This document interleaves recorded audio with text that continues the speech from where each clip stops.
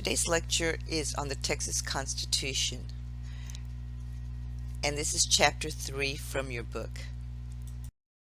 Now, when it comes to the states, in order to exist as a state, there must be a constitution. There has to be a constitutional convention. They have to say this is what this particular state is going to look like. And what they are doing is that they are establishing the government and the governance structure for the state. And so each of the states has to have certain different parts of it, and we call these parts articles. And so it's going to be telling the state what their separation of powers is going to look like. And the separation of powers is basically the executive office, their legislative branch, their judiciary branch. And if there's going to be a Bill of Rights that are going to be specific to that particular state. So we are going to be focusing on the state of Texas and what the Constitution for the state of Texas provides for us and for the people that live within the state.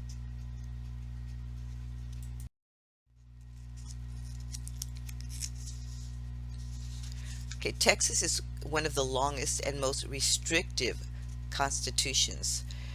The way that we have to pass bills, we have to do this through amendments, and I'll be talking about this later on.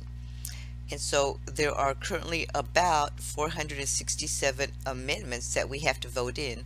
And this is even a little bit dated because every time that there is an election, every time that there's the legislature meets, we have to go ahead and approve certain amendments through an election.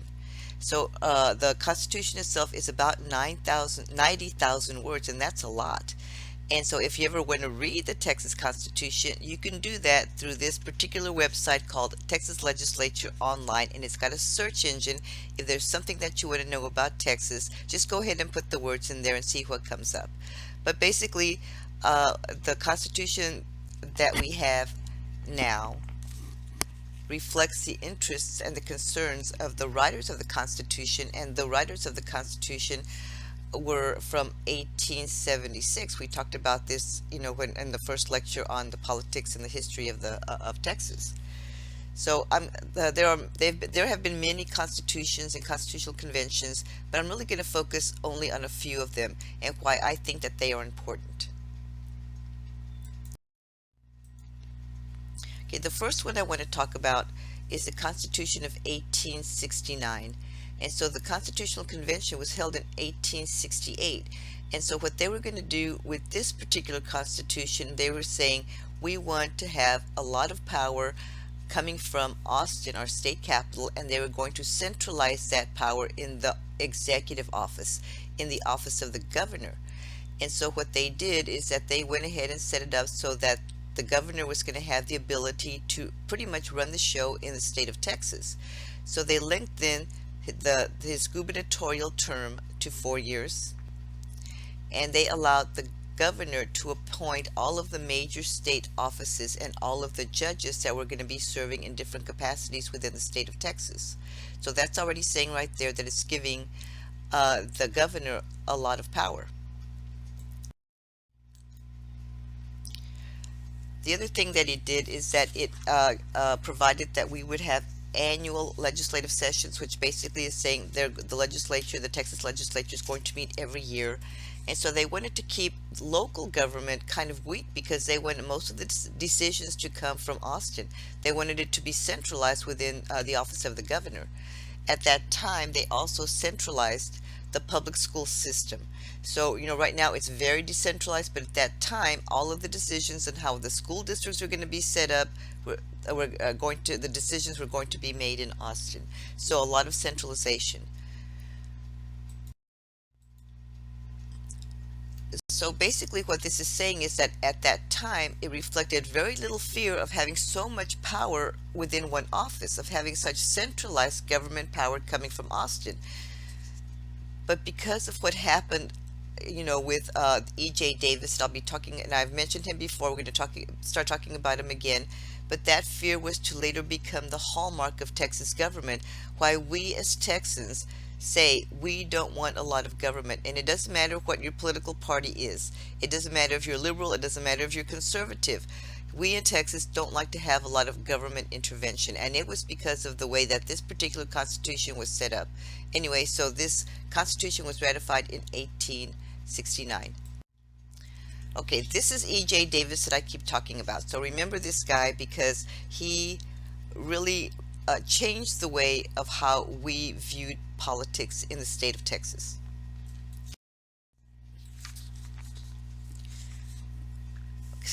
So this era was regarded as the most corrupt and the most abusive in the state's history because of this E.J. Davis guy. And so under his governorship, there was a misappropriation of funds, which basically was saying, you know, he was probably keeping the money, wasteful public programs, and that means that he had public programs set up that really didn't need to be set up, but he did it, and a lot of times it's so that he would look good. Let's see what he do. He had the property taxes. So let me talk a little bit about property taxes. If you own a home, and even if you rent, you have to pay property taxes. But if you rent, the property taxes are part of your rent. But if you own a home, it depends on the value of your house, the value that it's appraised for, and how much you're going to be paying depending on, you know, your city, your school district. We'll talk more about property taxes whenever we talk about local government. But anyway, so the property taxes were really pretty high. And so they were so high that the landowners were saying, no, it's too much. You're asking us to pay too much. So they just refused to pay it. Well, the problem was that there was no money going into the to be used as resources. So all of a sudden they had to borrow money in order to pay off this public debt. So the result of all of these actions, that he was wasting money, landowners refused to pay their property taxes, there was no money coming in, so they had to borrow money in order to be able to pay the bills.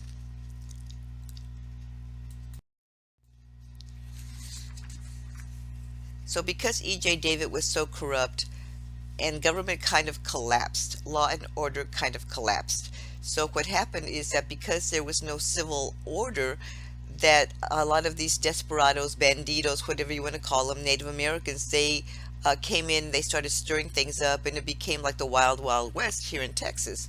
And so anytime that there's any kind of civil unrest like that, then somebody needs to step in and say, okay, we need to go ahead and establish some order here. And the one that usually does that is the military. And so and that was the same thing that happened in this case. The state militia came in, the state police came in order to be able to maintain law and order. But what happened is that they became a very powerful political machine. And that term political machine just means that they are the ones that were running the show. They are the ones that were able to get things done, but they did it by using strong armed tactics. And so this particular time period was very tyrannical because they were running it almost like a dictatorship. So a lot of tyranny. So again, this was not a good deal. And so the state militia came in and they said, well, you know, we want to go ahead and we want to take over, and we can only do that by getting rid of this E.J. Davis guy. So he was ousted by Koch and his supporters, and they actually marched down Guadalupe Street in Austin singing the Yellow Rose of Texas and physically threw him out of office. And so basically kind of left really bitter memories for the state because it was such a humiliating time for Texas because it was so corrupt, so extravagant, so tyrannical. It was just not a good day for Texas at all. So then they said, okay, well, we need to go ahead and get a new constitution. And this particular era was known as the era of retrenchment and reform. And so the Democrats were the ones that were going to be setting it up. And they said, you know what? We want to strike at the heart of big government, which basically means we do not want to have a large government. We do not want government to have a lot of power. So they said, okay, well, we're going to have to go ahead and have another constitutional convention. So they convened in 1873, and they said, we're going to write a constitution that's going to make government weak. So let's make government weak. So let's talk about what they did. The first thing that they did is that they said this frugal tone, and frugal just means, they're going to pinch pennies. So they cut the salaries of all of the governing officials. They were saying, we're not going to let these politicians get rich on us. They place strict limits on property taxes. And when it comes to property taxes, how much can you charge per $100,000 of property appraisal? And so they limited the amount because of that landowner situation under E.J. Davis. They restricted what you could borrow money from. In the state of Texas, we will never run in the red. During the Great Recession, which was just like several years ago, 2007, 2008, and it lasted like 4 years or so, a lot of the states did not do well. They had to cut their programs. They had to get rid of people, lay off their state employees. They had to lay off faculty from the state institutions. But Texas didn't really do that badly, because the way that it works in Texas is to restrict state borrowing. The way that it works, it says if there's going to be, say, a new position open, say here at the university, because we are a state institution, they have to make sure that the money is there first. They can't just go spend the money. They will go ahead and encumber those funds.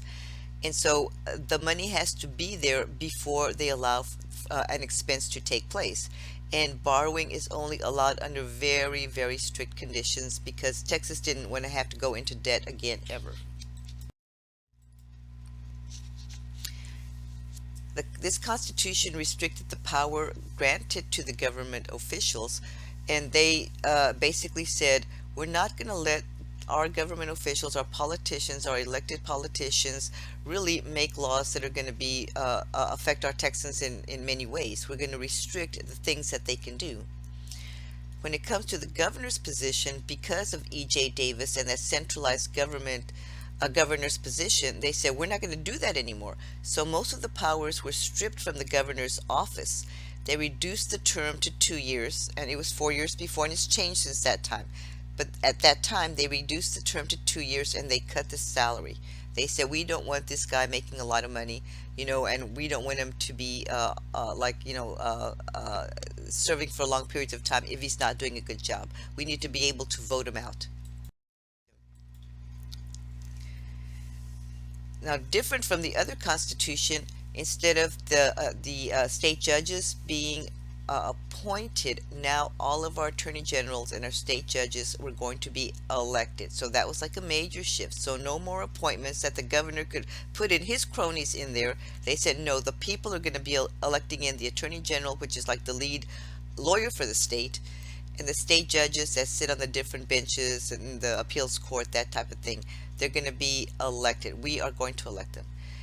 They shortened the legislative session to 2 years, because it was under the old Constitution, the 1869 Constitution, it was every year, and they said, no, we're going to have it every 2 years now.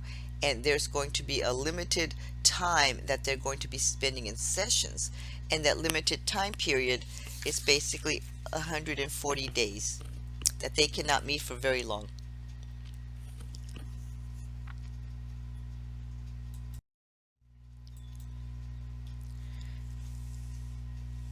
So when it comes to actually like passing the laws, it actually restricted the types of laws or legislate or policies that the legislature can enact or can pass. And so because of the way that it's set up, some laws can be passed, but if it's going to affect a lot of people, we have to vote it in. We, the public, have to vote it in. And we do that through the constitutional amendments. And so they are statute-like. They become laws. They become laws. So we vote them in, and then it goes into the Constitution. Okay, remember I told you in the last lecture that there was a constitutional amendment that was passed that said in the state of Texas, marriage is between a man and a woman. Okay, well, that's what it's talking about. We had to make this, we had to pass this particular amendment, and it became a law. It became a statute.